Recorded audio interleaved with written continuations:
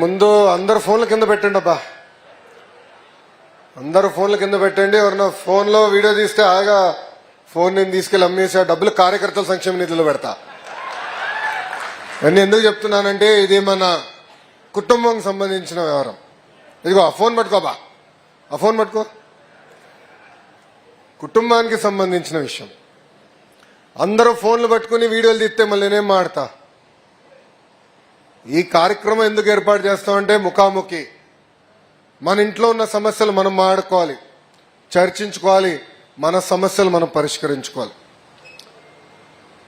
వేదిక మీద ఉన్న పెద్దల్ని పెద్ద పరిచయం చేయాల్సిన అవసరంలా అందరికీ పేరు పేరున నవోదయపూర్వక నమస్కారాలు. ఈరోజు వస్తుంటే ఒక వింత పరిస్థితి చూసా. దారి పొడుగున పోలీస్ సోదరులను చూస్తే అన్నకి చెప్పా, విజయ్ నా తమ్ముడు అవుతాడేమో, చలో అన్నందోలే, ఇంకా కుర్రోడ్లాగా ఫీలింగ్ ఉంది నాకు. సత్య నా కారులో ఉంటే చెప్పా, ఎందుకన్నా ఇంతమంది పోలీసు వాళ్ళు ఉన్నారు అంటే నక్సల్ ఏరియా అన్నారు. అరే ప్రతిపక్షంలో ఊరంతా నడిచినప్పుడు ఎప్పుడు కంపడలేదు, ఇప్పుడెందుకు కంపడుతున్నారని అడిగిన. ఈరోజు అదే కానిస్టేబుల్ గారు, అదే ఎస్ఐ గారు, సిఐ గారు, డిఎస్పీ గారు, ఎస్పీ గారు నుంచి మనకు సెల్యూట్ కొడుతున్నారంటే అది ప్రజా తీర్పు వల్ల.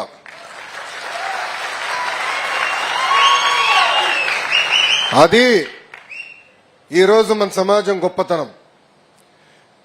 మనందరూ ఒక్కసారి గుర్తుపెట్టుకోవాలి, 2019 నుంచి 24 వరకు మనం ఎట్లా అరెస్ట్ చేశారో.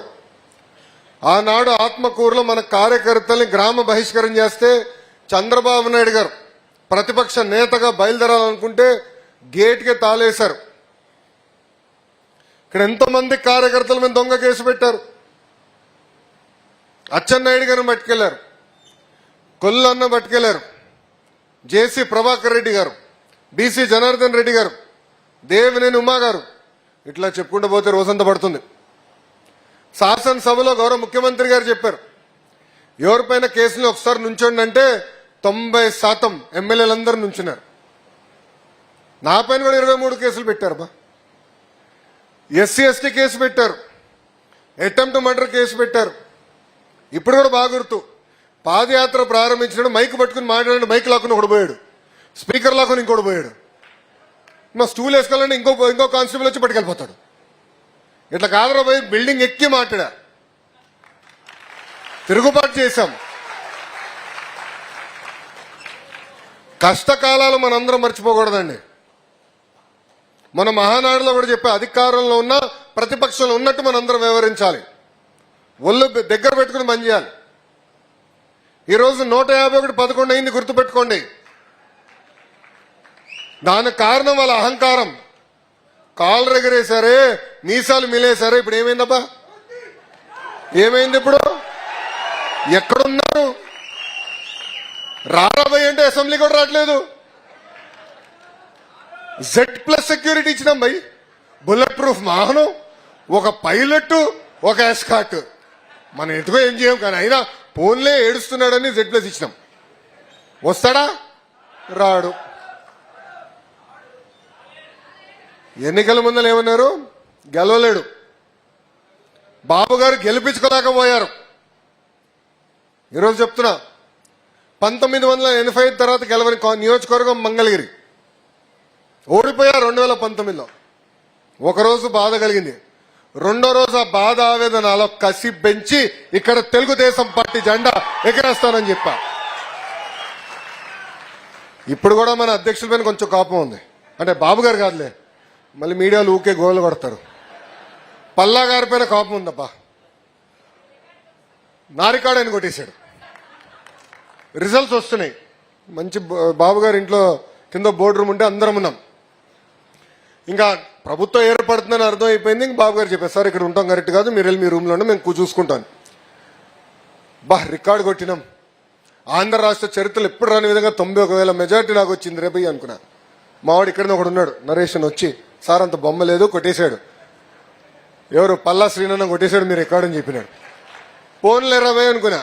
వెళ్ళినప్పుడు మనం తీసుకుందాం, ఎలక్షన్ పత్రం ఇస్తారు కదా, వెళ్ళి బయటకు వచ్చే మళ్ళీ మా పిఆర్ఓ కూడా వచ్చి, సార్ 2వ స్థానం కూడా ఉష్ అన్నాడు. ఏమైంది రాబోయ్ అన్న?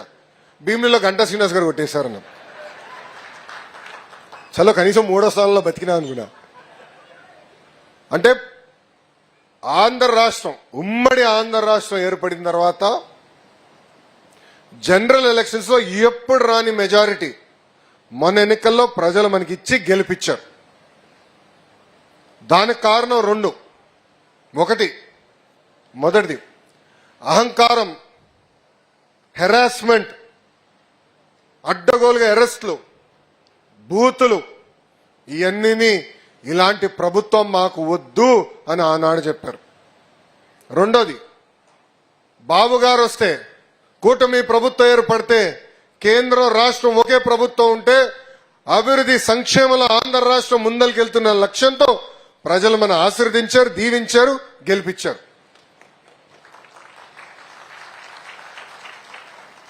మీరందరూ కష్టపడ్డారు. బాధుడే బాధుడు, ఇదేమి కర్మ మన రాష్ట్రానికి, బాబు షూరిటీ, భవిష్యత్తు గ్యారెంటీ, శంకరావం, ఈ 4 కార్యక్రమాలు డోర్ టు డోర్ మీరు తిరిగారు, గడప గడప దొక్కారు. బాబు గారు నాకు చెప్పారు పాదయాత్రలో ఫోన్ చేసి, అరే క్లస్టర్ యూనిట్ బూత్ వ్యవస్థ తీసుకొద్దాం అనుకుంటే అన్న అది ఎప్పుడవుతుంది స్వామి అన్న. మీ స్పీడ్ నాకేం తెలుసు. అరే బాబు గారు పిలిపిస్తే ఏం పరిగెత్తారు భయ్, ఇమ్మీడియట్ గా వేసి పడేశారు. ఈరోజు ఇతర రాష్ట్రానికి చెందిన ప్రాంతీయ పార్టీలు కొన్ని ఉన్నాయి. వాళ్ళ నాయకులు అందరూ నాతో మాడతారు, ఢిల్లీకి వెళ్ళినప్పుడు ఎప్పుడో కనబడతారు. అరే మీరు ఎట్లా చేస్తారు ఈ సభ్యత్వం, మీరు ఎట్లా చేస్తారు ఈ క్లస్టర్ యూనిట్ బూత్ అని అడిగితే ఒకటి చెప్పా, టెక్నాలజీ కాదురా భయ్, అది మా బ్లడ్ లో ఉంది, దట్ ఈస్ తెలుగుదేశం పార్టీ అని చెప్పిన. టెక్నాలజీ ఎంతైనా తీసుకురావచ్చు, ఫోన్లు ఎన్నైనా కొనొచ్చు, కానీ చెమటోర్చి కష్టపడి గడప దొక్కి ఎన్ని ఇబ్బందులున్నా కేసులు పెట్టినా నిలబడింది తెలుగుదేశం పార్టీ కార్యకర్తలు. మనం చూసాం, లోకల్ బాడీ ఎన్నికలు జరిగినాయి, మీసాలు మిలేసి తొడగొట్టాడు ఒక పెద్ద ఆయన, ఎవరు అంజిరెడ్డి తాత. ఇప్పుడు కూడా కంపడుతూ ఉంటుంది ఇన్స్టాగ్రామ్ లో ఆయన వీడియో. ఈయనటి వెళ్తే ఆడు అటు పరిగెడతాడు, ఇంక అర్థం అవుతుంది ఏంట్రీ వెళ్ళాడని. ఆహా కర్ర తీసుకొస్తున్నాడు, రారా కర్ర తీసుకుని అంటాడు. ఆ అంజిరెడ్డి తాతే నాకు స్ఫూర్తి. పల్నాడులో మంజుల గారిని చూసాం, బూత్ దగ్గర నిలబడితే కత్తిలతో దాడి చేశారు, రక్తం గారుతుందని నిలబడింది. చివరి ఓటు పడి ఈవీఎం లాక్ అయ్యే వరకు ఆమె వెళ్ళలేదు అక్కడ నుంచి. ఆ మంజుల గారే ఈరోజు మీ లోకేష్ కి స్ఫూర్తి. ఇంకా తోట చంద్రయ్య గురించి ఎంత చెప్పినా తక్కువే. మొన్న కూడా ఫోటో వీడియోలు చూసిన, బాధ కలుగుతుంది. తరిమి కొట్టి నడి వీధిలో తల్లపైన కత్తి పెట్టి వాళ్ళ నాయకుడికి ఒక్కసారి జై చేయమంటే జై చంద్రబాబు, జై తెలుగుదేశం అని చెప్పి ప్రాణాలు కోల్పోయిన తోట చంద్రయ్య నాకు స్ఫూర్తి. తోట చంద్రయ్య వాళ్ళ అబ్బాయికి ప్రభుత్వ ఉద్యోగం ఇవ్వాలంటే అధికారులు నాకు చెప్పారు, అసాధ్యం, అవ్వదు, చట్టం ఒప్పుకోవట్లేదు. పట్టుకురా, కేబినెట్ తీసుకెళ్తా, చట్టాన్ని మార్చుతా, మన తోట చంద్ర అబ్బాయికి నేను ఉద్యోగం ఇస్తానని చెప్పా. ఇచ్చిన హామీ మేరకు ఈరోజు మేము కట్టుబడి ఉన్నాం, చేసి చూపించాం. మన ప్రభుత్వం ఏర్పడిన వెంటనే 3,000 రూపాయల పెన్షన్ ని 4,000 చేశాం. మూసేసిన అన్న క్యాంటీన్లు తిరిగి ప్రారంభించాం. మర్చిపోయా, వికలాంగులకి 3,000 రూపాయల పెన్షన్ ని ఏకంగా 6,000 చేసినాం. బెడ్కే పరిమితం అవుతే వాళ్ళకి 15,000 రూపాయలు భారతదేశం ఇచ్చిన ఏకైక ప్రభుత్వం మన ప్రభుత్వం. అన్న క్యాంటీన్లు తిరిగి ప్రారంభించాం. దీపం పథకం ద్వారా ఇప్పటికీ 1 కోటి మందికి సిలిండర్లు ఇచ్చాం. మీరందరూ ఫీడ్బ్యాక్ ఇచ్చారు, సిలిండర్లు కాదు నేరుగా డబ్బులు వేస్తే ప్రశాంతంగా ఉంటుందన్నారు. అది వచ్చే నెల నుంచి, అంటే ఈ 3 నెలల నుంచి నేరుగా తల్లుల అకౌంట్ లో గ్యాస్ కి సంబంధించిన సబ్సిడీ వేసే బాధ్యత కూడా మన ప్రభుత్వం తీసుకుంటుంది. అరే వీళ్ళు మాడతారా సంక్షేమం గురించి? సంక్షేమం పుట్టినీళ్ళు తెలుగుదేశం పార్టీ. అరే సైకోగాడు చెడ్డీలు వేసుకుని తిరిగిన రోజులే అన్నగారు సంక్షేమం పరిచయం చేశారు. ఈరోజు తల్లికి వందనం పథకం ఈ నెలలో ఇస్తున్నాం. ఆగస్టు మాసంలో ఉచిత బస్ ప్రయాణం అమలు చేస్తున్నాం. అంటే ఇచ్చిన ప్రతి హామీ ఒక పద్ధతి ప్రకారం నిలబెట్టుకుని ముందరికెళ్తున్నాం. ఆర్థిక ఇబ్బందులు ఉన్నాయి, లేవని కాదు. 1వ తారీఖు నాడు ఈరోజు జీతాలు పడుతున్నాయి, పెన్షన్లు వస్తున్నాయి. పెన్షన్ ఏంటి, ఒకరోజు ముందలు ఇస్తున్నాం పెన్షన్, ఇంటింటికి ఇస్తున్నాం. ఇన్ని సంక్షేమ కార్యక్రమాలు మనం చేస్తున్నాం. ఇంకో పక్కన ఏకంగా రోడ్ల పైన గుంటలుంటే పూడ్చే కార్యక్రమం కూడా శ్రీకారం చుట్టాం. అట్లానే అన్నీ చేసాం అన్నట్లా. చేయాల్సినవి ఉన్నాయి, అన్నీ అయిపోయిందని నేను అన్నట్లా, చాలా పనులున్నాయి. కానీ వాళ్ళు చేస్తున్న దుష్ప్రచారాన్ని తిప్పికొట్టాల్సిన బాధ్యత మనందరిపైన ఉంది. ఇప్పుడు తల్లికి వందనం జూన్ మాసంలో ఇస్తాం. మీరు చూస్తున్నారు డబుల్ ఇంజిన్ సర్కార్. ప్రధానమంత్రి గారు సంవత్సరం మారే లోపల ఇప్పుడు ఏకంగా 3వసారి వస్తున్నారు. విశాఖపట్నంలో యోగా చేసాక వస్తున్నారు. ఇప్పుడు ఆ కార్యక్రమం జయప్రదం చేసాక ఫోకస్గా వెళ్తున్నాం. అందుకే జూన్ 12న ప్రజాప్రతినిధులతో మీటింగ్ ఉన్నా, జూలై 1వ తారీఖు నుంచి గడప గడప తొక్కాలి, చేసిన పనులు చెప్పాలి. ఇది తొలి అడుగు మాత్రమే. ఇచ్చిన ప్రతి హామీ మన ప్రభుత్వం నిలబెట్టుకుంటుందని ప్రజలందరికీ చెప్పాల్సిన బాధ్యత మనందరిపైన ఉంది. వైకాపాలు వస్తే ఒకటే అడగండి రాబాయ్, వాళ్ళ అధికారంలో లేరు, 11 సీట్లే. మళ్ళీ జగన్ గారు ఎక్కడున్నారు? జంప్. ఓకే, రిలాక్స్ అవుదాం అనుకుందాం. బాగా కష్టపడ్డాడు కదా 5 సంవత్సరాలు, పోన్లే పడుకొని. కానీ తాడేపల్లికి వచ్చినప్పుడు కనీసం కార్యకర్తలను కలిశాడండి? ఫోటోలు దిగాడా? ప్రతిపక్షం అధికారంలో ఉన్నప్పుడు టైం లేదు. అబ్బో గొప్ప వ్యక్తిలే, బాగా తిరిగినాడు కదా గుర్రని, పోన్లే అనుకున్నాం. ప్రతిపక్షంగా వచ్చిన తర్వాత కూడా వాళ్ళ అభ్యర్థులను కలవాలా, ప్రతిపక్షంలో వచ్చిన తర్వాత వాళ్ళ మండల పార్టీ వాళ్ళని కలవాలా. కానీ తెలుగుదేశం పార్టీ ఇచ్చిన హామీ మేరకు ప్రభుత్వ కార్యక్రమం ఏమున్నా కూడా నియోజకవర్గంకి వస్తే కార్యకర్తల్ని కలిసిన తర్వాతనే ఏ కార్యక్రమం చేస్తామని చెప్పా. ఇచ్చిన హామీ మేరకు గౌరవ జాతీయ పార్టీ అధ్యక్షులు చంద్రబాబు నాయుడు గారు కానీ, ప్రధాన కార్యదర్శిగా మీ లోకేష్ కానీ ఇచ్చిన మాట నిలబెట్టుకుంటాం జరుగుతుంది. మనందరం మహానాడులో అన్ని విషయాలు చర్చించాం. 6 శాసనాలు మనం ప్రకటించుకుంటాం జరిగింది. సిద్ధాంతాలు మనం మార్చట్లేదు, కానీ మారిన కాలానికి పరిగణనలో తీసుకుని మన విధానం ఇంకా మెరుగుపరచాల్సిన అవసరం ఉంది. ఆనాడు తెలుగుడి ఆత్మగౌరవం కోసం పుట్టిన పార్టీ ఇప్పుడు ఆత్మగౌరవం కాదు, తెలుగు జాతి ప్రపంచం మొత్తం వెళ్ళాలి, తెలుగు జాతి విశ్వఖ్యాతి అనేది మొదటి శాసనం. రెండోది యువగలం. నేను కూడా ముసలోడు అయిపోతున్నా, 12 సంవత్సరాలు ఇండస్ట్రీ. ఇక్కడున్న 82 బ్యాచ్ అంత పెద్దవాడిని కాదేమో కానీ నేను 2013 బ్యాచ్. యువగలం, రక్తం పారాలి, పార్టీలో నిరంతరం యువత ఉండాలి, అది రెండోది. మూడోది స్త్రీ శక్తి. అన్ని విషయాలు మన మహానాడులో చెప్పా, అయినా కూడా వైకాపాలకు సిగ్గురాల. నిన్న చూసారా సాక్షిలో ఎట్లా మాట్లాడారు? అంటే ఇప్పుడు కూడా సిగ్గు లేకుండా అట్లా మాడుతున్నారు, మహిళల్ని కించపరిచే విధంగా మాడుతున్నారు. ఎనివే ఒకడు అయిపోయాడులే, రెండోడి కోసం ఎత్తుకుతున్నాం, దొరుకుతాడులే. మహిళల్ని అవమానించిన ఎవడు పారిపోయే ప్రసక్తి లేదు. పట్టుకొచ్చి బండకేసి కొట్టి లోపలేసే బాధ్యత మన ప్రభుత్వం తీసుకుంటుంది. ఒక బ్రోకర్ ఉన్నాడు అక్కడ, వాడి పేరు నాకన్నా మీకే బాగా తెలుసు. ఆ బ్రోకర్ గారు ఈరోజు లేచి మాడుతాడా మహిళలు కించపరిచేదంగా? ఉంటుందిరావే, ఎక్కడ పోతారు? మనం కార్యకర్తల బాధ ఉంది, మొదటి రోజే బతికెళ్ళచ్చు కదా అని, మొదటి రోజులో బొక్కలు వేయచ్చు కదా అని.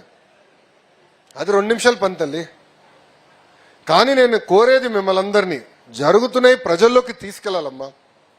ఎట్లా అడుగడుగున మహిళలను అవమానిస్తూనే ఉన్నారు. 2019లో 2020లో నేను మాడితే లోకేష్కి చీర గాజులు పంపిస్తానని చెప్పారు. అంటే మహిళల్ని కించపరిచే విధంగా కాదా? శాసనసభ సాక్షిగా మన తల్లిని అవమానించలేదా అన్నాడు. అంటే అడుగడుగున అవమానించారు, అడుగడుగున ఇబ్బంది పెట్టారు. ఇప్పుడు కూడా మారలేదు. కానీ అదే తెలుగుదేశం పార్టీలో ఎవరన్నా భారతిరెడ్డి గారి గురించి ఒక్క మాట అట్టి ఇటు తూలితే ఇమ్మీడియట్ గా మన యాక్షన్ తీసుకుంటాం. దానికి కారణం ఒకటి, ప్రజలు మన దగ్గర నుంచి మంచి పరిపాలన కోరుతున్నారు, సుపరిపాలన కోరుతున్నారు, ముందరికి నడిపించండి అని కోరుతున్నారు. వాళ్ళు చేస్తున్నారు కనుక మనం కూడా చేస్తే వాళ్ళకు పట్టిన గతే మనకు పడుతుందని దయచేసి కార్యకర్తలు ఆలోచించమని కోరుతున్నాం. మన ఎవరు అడిగారు, అన్నా ఎలా ఉన్నావు అన్నాడు. అన్న ఈ పాదయాత్రనే హాయిగా ఉందన్న. ఎందుకు రాబోయే అన్నాడు. టైంకి పడుకున్నాడు, టైంకి లేచేవాడు అన్న ఆయన. వేదిక మీద చాలా మందికి తెలుసు, మా మాస్టర్ గారు చిరంజీవి గారు కూడా బాగా తెలుసు. మన గ్రాడ్యుయేట్ ఎమ్మెల్సీలో గెలిచిన పౌరుడు బా, అందరు తొంగి చూస్తున్నారు ఎవరబ్బా అయినా అని. అందరు తెలిసిన వ్యక్తే, బోలా శంకరుడు, నన్నే వాయిస్తూ ఉంటాడబ్బా. అంత స్పీడ్ వద్దురా బాయ్. పాప మా శ్రీకాంత్ అన్న ఏం చేస్తాడు, రామ్ గోపాల్ రెడ్డి ఏం చేస్తాడు, అందరికి తెలుసు. వేదిక మీద వాళ్ళందరికీ పొద్దున్న 2, 3 కూడా మెసేజ్లు పెట్టిన రోజునే అధికారంలోకి వచ్చిన. పడుకోట్ల నిరంతరం కష్టపడాలి, ప్రజలకు అందుబాటులో ఉండాలి. అధికారంలోకి వచ్చిన అజం అని కాదు, ప్రజల మనోభావాల ప్రకారం మనం నడవాలి. కొన్ని సంస్కరణలు తీసుకొచ్చినప్పుడు ఇబ్బంది ఉంటుంది, కన్విన్స్ చేయాలని అహర్నిశలు పనిచేస్తుంది. బాబు గారి గురించి ఇంకా నేను చెప్పాల్సిన అవసరం లే, ఆయన తగ్గేదే లేదంటున్నాడు రాబాయ్. ఆయన స్పీడే వేరు. మొన్న కుప్పంలో గోపురేశం చేసుకున్నాం, మీ అందరు చూసుంటారు కదా. అక్కడ ఆయన చెప్తున్నాడు, ఏమన్నా ఆయన చెప్తున్నారు, గోపురేశం చేసిన పంతులు గారు చెప్తున్నారు, బాబు గారు తగ్గరు, 100 స్పీడ్, 100 సంవత్సరాలు పై బతుకుంటారంటే. అమ్మా అందరూ మంచిదే రాబాయ్ అని నేను పక్క నుంచి అడుగుతున్నా. ఆగండి, ఇప్పుడే చప్పట్లు పడతారండి, ఆగండి. పక్క నుంచి అడుగుతా, స్పీడ్ ఏం తగ్గుతాడు రాబాయ్ ఈయన. తగ్గేదేలే, ఈయన తగ్గడు రాబాయ్ నీకు అన్నాడు. జగన్మోహన్ రెడ్డి గారు 5 సంవత్సరాల్లో తిరిగింది, బాబు గారు 11 నెలలు తిరిగి వదిలి పడేశారు. గిర్రం తిరుగుతున్నారు, ఎండనా వాననా కార్యకర్తలను కలుస్తున్నారు, అహర్నిశలు కష్టపడుతున్నారు. దారి తప్పిన రాష్ట్రాన్ని సరైన దారిలో పెట్టాలి, ఇచ్చిన హామీలు మనం నిలబెట్టుకోవాలి అనే లక్ష్యంతో అహర్నిశలు పనిచేస్తున్నారు గౌరవ ముఖ్యమంత్రి చంద్రబాబు నాయుడు గారు. వయోభారం ఎక్కడ కంపడకుండా చేస్తున్నారు, అది ఆయన ఉన్న గొప్పతనం. అంటే మన అధినేత అంత కష్టపడితే మనందరం ఎంత కష్టపడాలో దయచేసి అందరూ ఆలోచించమని ఈ సభాముఖంగా కోరటం జరుగుతుంది. అంతేకాకుండా కొన్ని విషయాలు మీకు తెలియాలి. ఇప్పుడు ప్రాంతాల మధ్య విభేదాలు రెచ్చగొట్టడానికి ప్రయత్నిస్తారు, కులం మతం కూడా వాడతారు. అప్రమత్తంగా ఉండాలి. ఈరోజు విశాఖ స్టీల్ ప్లాంట్ కాపాడింది ఎవరు? మనం. ఈరోజు అతిపెద్ద స్టీల్ ప్లాంట్, భారతదేశంలోనే అతిపెద్ద స్టీల్ ప్లాంట్ ఉత్తరాంధ్రకు తీసుకొచ్చింది ఎవరు? మన ప్రభుత్వం. విశాఖపట్నానికి అనేక ఐటీ పరిశ్రమలు ఈరోజు వస్తున్నాయంటే, టీసీఎస్ కానీ గూగుల్ కానీ ఎన్ని వస్తున్నాయంటే తీసుకొచ్చింది ఎవరు? మన ప్రభుత్వం. రైల్వే జోన్ ఏర్పాటు చేసింది ఎవరు? మన ప్రభుత్వం. దానికి కారణం డబుల్ ఇంజిన్ సర్కార్. కేంద్రంలో ప్రధానమంత్రి గారు, రాష్ట్రంలో బాబు గారు ఇద్దరు కలిసికట్టుగా పనిచేస్తున్నారు, రాష్ట్రాన్ని ముందుకు తీసుకెళ్తున్నారు. ఎస్, చంద్రబాబు నాయుడు గారికి అన్ని రకాలుగా అండగా నిలబడాలని బాబు గారు కోరతం లేటు ఈరోజు ఇస్తున్నారు. మీరే ఆలోచించండి. 5 సంవత్సరాలు రైల్వే జోన్ పట్టుకొచ్చారా? విశాఖపట్నానికి వాళ్ళు ప్యాకేజ్ తీసుకొచ్చారా? విశాఖపట్నం ఒక్క ఐటీ కంపెనీని తీసుకొచ్చారా? గాల్లో తిరిగాడు. అట్లా చేశారు. మనం పనిచేశాం, తీసుకొచ్చాం. మనం అందరం కూడా కూటమి ధర్మం పాటించాలి. కలిసికట్టుగా పోరాడం, కలిసికట్టుగా హామీలు ఇచ్చాం, కలిసికట్టుగా ముందరికెళ్తాం. విడాకులు ఉండవు, క్రాస్ ఫైర్లు ఉండవు, మిస్ ఫైర్లు ఉండవు. అందరం కూర్చోవాలి. ఓయ్ మా బాలబాబు ఉంది పట్టుకురాదు రా భాయ్, రేపైన పుట్టినరోజు రా భాయ్.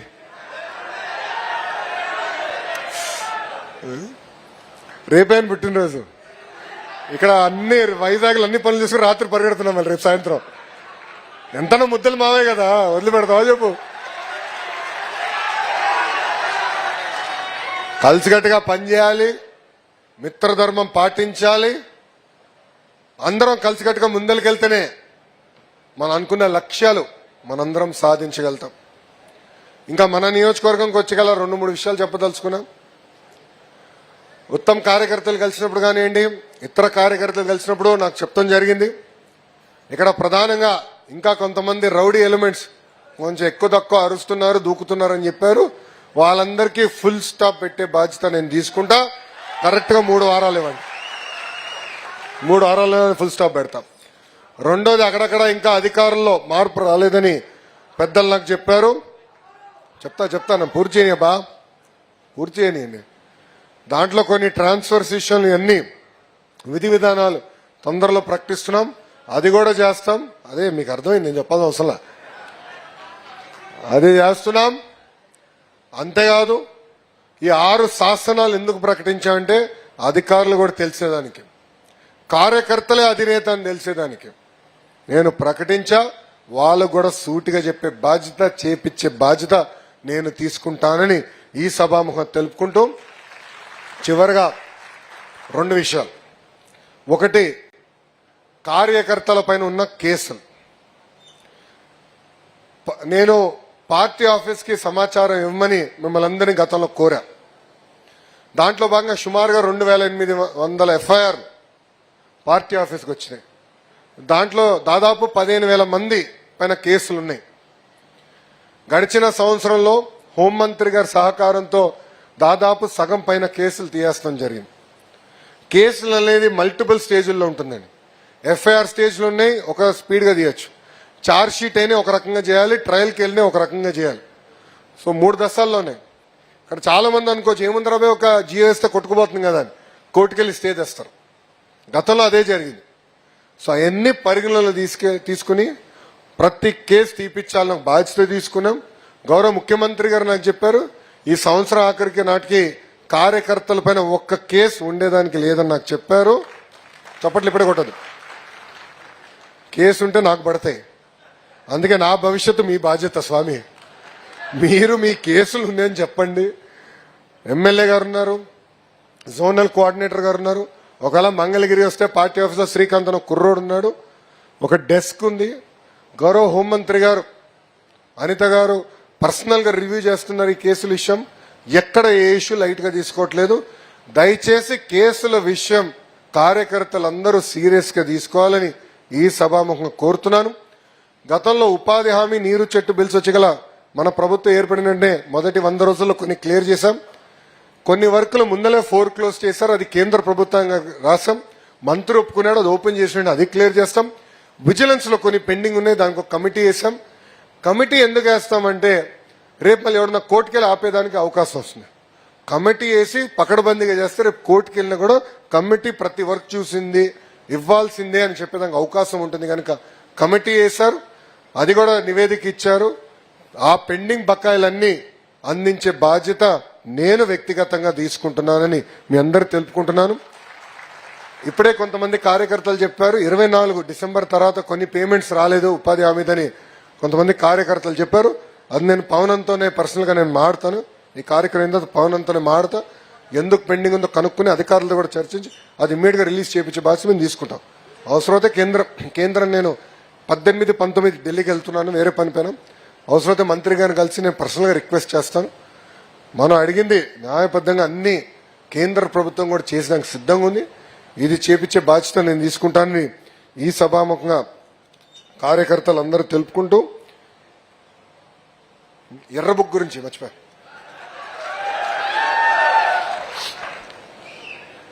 ఏం బా అర్థమైందా? బాగానే జరుగుతుందా?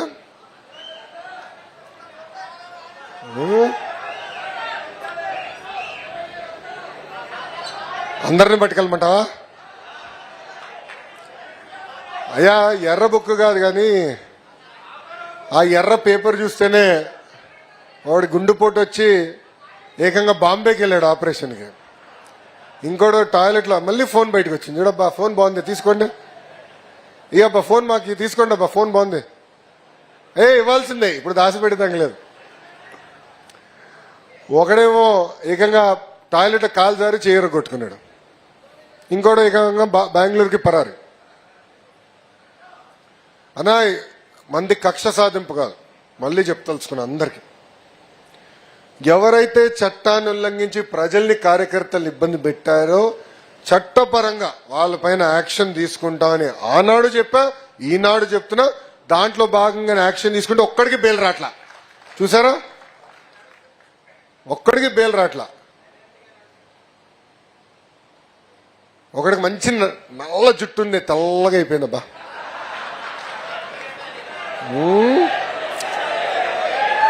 చూసారా, ఇప్పుడు అర్థమైందా రాజా? అర్థమైందా రాజా? అర్థమైందా రాజా? సో మనం కక్ష సాధింపు కాదు, పద్ధతి ప్రకారం వెళ్దాం, కలిసికట్టుగా పనిచేద్దాం. ప్రజలు ఎప్పుడూ మన పట్ల ఉండాలి, ప్రజలకి అండగా నిలబడాలి, ప్రజలతో మనం కలిసి పనిచేయాలి. అప్పుడే ప్రజల ఆశీస్సులు మనకుంటాయి. అంతేగాని మహానాడు తర్వాత ఇంకా కోలుకోలేదురా స్వామి. మహానాడు తర్వాత పని చేసిన వాళ్ళు పడిపోయాం. ఆయన బాగానే ఉన్నాడు, ఆయన పెద్ద పని చేయాల మహానాడులో. మీ ఎమ్మెల్యే గారు పెద్ద పని పెట్టినా ఏం చేయలేదులే, మేమందరం పడిపోయాం. టైం ఉంది బా, కంగారు ఎందుకు? మనం కూడా అహంకారంతో కాళ్ళు ఎగరేసుకుని ప్రజలకి దూరం అయ్యి బూతులు ఎన్ని చేసుకుంటే మన పరిస్థితి కూడా అట్టనే ఉంటుంది. దయచేసి గమనించుకోవాలి. పార్టీ నుంచి, ఎస్పెషల్లీ తెలుగుదేశం పార్టీ అంటే ప్రజల నుంచి కొన్ని ఆశలు పెట్టుకుంటాం. మన దగ్గర నుంచి మన పార్టీని చూసంటే కొన్ని ఆలోచనలు ఉంటాయి. దాని భిన్నంగా మనం పనిచేస్తే మటుకు మనం ఫినిష్ అవుతాం. దయచేసి ఇది కార్యకర్తలు అందరూ గుర్తుపెట్టుకోవాలని మళ్ళీ మళ్ళీ కోరుకుంటూ, అందరు చెప్తారు ఎంత ఎదిగితే అంత తగ్గు ఉండాలని. ఇది మనందరం నేర్చుకోవాలి. కుటుంబ సాధికార సారథులు, క్లస్టర్ యూనిట్ బూత్, గ్రామ మండల నియోజకవర్గ కమిటీలు కొన్ని అయిపోయినాయి, కొన్ని ఇంకా పెండింగ్ ఉన్నాయి. అది విజయ్ గారు సీరియస్ గా తీసుకోవాలి. ఇమ్మీడియట్ గా యుద్ధ ప్రాతిపదికంగా వేదికమైన పెద్దలందరూ అది సీరియస్ గా తీసుకుని పూర్తి చేయాలి. పార్లమెంట్ అధ్యక్షుడు కూడా రివ్యూ చేయాలి. బాధ్యత తీసుకుని స్వీకరిస్తాం కాదు, పనిచేయాలి, రివ్యూ చేయాలి. చేసి ఎక్కడెక్కడ పెండింగ్ ఉందో మీరు డ్రైవ్ చేయాలి. జోనల్ కోఆర్డినేటర్ అన్నున్నారు, పల్లన్నున్నారు, నేనున్నా. అన్ని ఎలక్షన్స్ అన్ని పూర్తి చేసి కమిటీ స్ట్రక్చర్ వచ్చేస్తే మళ్ళీ ట్రైనింగ్ అవుతుంది, మళ్ళీ పార్టీ ఆఫీస్కి పిలుస్తాం జరుగుతుంది.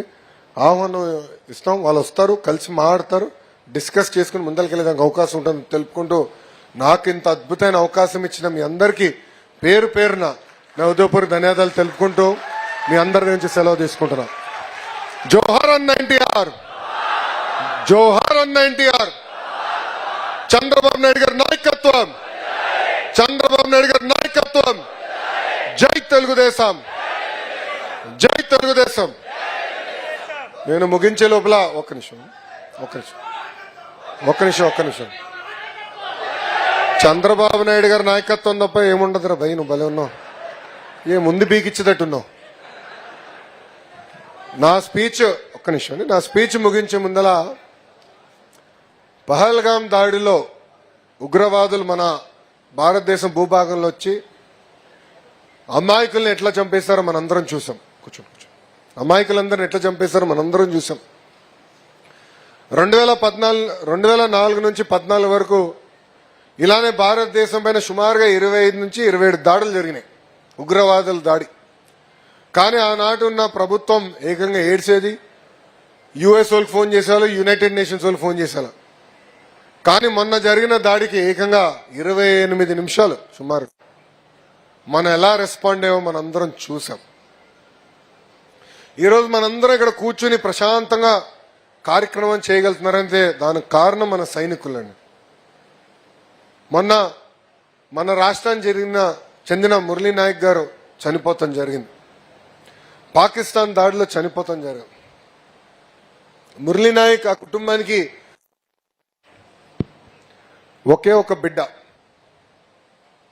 అక్క చెల్లెలు లేరు, అన్న తమ్ముడు లేరు. వాళ్ళ తల్లిదండ్రులు అడిగారు, ఎందుకబ్బా నీకు ఇది ఆర్మీ అన్ని ఏమైనా అవుతే ఏంటి పరిస్థితి అంటే, మొత్తం భారతదేశం నా కోసం వస్తుందమ్మా అని చెప్పిన వ్యక్తి. దాడులు జరుగుతున్న సమయం కూడా అతని మిత్రుడికి మెసేజ్ పెట్టాడు, అరే ఇక్కడ మా పైన దాడులు చేస్తున్నారు, నేను బతుకుంటానా లేదో నాకు తెలియదు కానీ అమ్మ నాన్న అడిగానని చెప్పు, ధైర్యంగా ఉండమని చెప్పి తిరిగి కుటుంబానికి ధైర్యం చెప్పిన వ్యక్తి మురళీ నాయక్. మురళీ నాయక్ లాంటి జవాన్లు మన కోసం పోరాడుతున్నారు కనుక, మన కోసం నిలబడగలుగుతున్నారు కనుకనే మనందరం ఇక్కడ ప్రశాంతంగా కూర్చొని మాడుతున్నాం. అందుకే జవాన్లు ఎప్పుడు కంపడినా ఎక్కడున్నా వాళ్ళకి అండగా నిలబడాలి. కేంద్ర ప్రభుత్వం కానివ్వండి, అంటే మనకు మనసు వచ్చినప్పుడు ఒక కార్యక్రమం చేయాలనుకున్నప్పుడు మనందరూ రోడెక్కాలి, దేశం జెండా పట్టుకుని ఎక్కాలని ఈ సభాముఖంగా కోరుతున్నా. ఎందుకంటే ఆ ఉగ్రవాదులకి మనం ఫుల్ స్టాప్ పెట్టాలంటే మనలో ఐక్యత ఉండాలి. ఆ ఉగ్రవాదులను తిరిగి మన భూభాగంలోకి రావాలని భయపడాలంటే ఒకసారి దాడి చేసి అటాక్ చేసామే, అలానే చేయాల్సిన అవసరం ఉంది. చేస్తున్నారు కూడా మన గౌరవ ప్రధానమంత్రి నరేంద్ర మోడీ గారు. అండగా నిలబడాలి, ఐక్యతతో పనిచేయాలి. మన జవాన్లు ఎప్పుడు కంపడినా సెల్యూట్ చేసి జై హింద్ కూడా చెప్పాల్సిన బాధ్యత మనందరిపైన ఉంది. ఎందుకంటే ఆ మురళీ నాయక్ కుటుంబం కలిసిన చాలా బాధేసింది. సుమారుగా 5-6 గంటలు ఉన్న వాళ్ళతో, కుటుంబం మొత్తంతో మాట్లాడు. ఒకే ఒక బిడ్డ, అది కోల్పోతుంది. నేనే ఆలోచించి నాకుంది ఒకే ఒక బిడ్డ, ఎలాంటి పరీక్ష ఏంట్రా దేవుడు ఎందుకు పెట్టాడు అనిపించింది. కానీ ఎంత గర్వంగా ఉన్నాడు తెలుసా, తల్లి తండ్రి. పర్వాలేదు సార్, దేశం కోసం చనిపోయాడు. అది మనందరం గుర్తుపెట్టుకోవాలని మిమ్మల్ని అందరినీ నేను కోరుకుంటున్నా. జోహార్ జోహార్, జోహార్ మురళీ నాయక్, జోహార్ మురళీ నాయక్.